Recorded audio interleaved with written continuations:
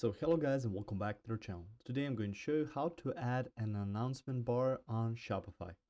So the first thing you want to do is go to your admin panel, and on the left side here you'll see home, content, markets, analytics, stuff like that, and you can also see your sales channels, and through your sales channels go to your online store.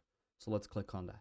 From here you'll see themes, pages, preferences. Go to themes, so the first option that pops up, and you will see your current theme that's been added here. You can see the more actions button as well as customize, so you need to click on customize. Through the customize button, you will see a layout similar to this one. So through here, you can see your header, you can see your home page, you can even see theme settings, as well as app embeds that you've added to your store. Now through here, you can see announcement bar, header, and you can add a section.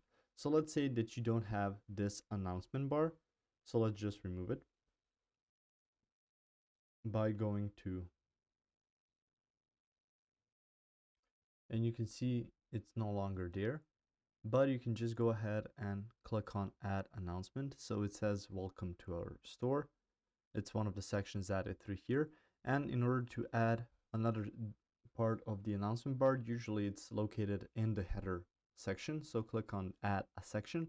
You can see sections, you can see apps. So you can search and add another announcement bar.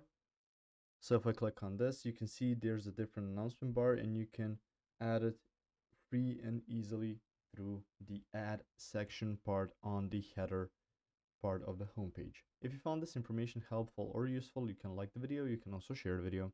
You can subscribe to the channel and click the notification bell to get notified about new videos on Shopify or some other topics you might find interesting as well.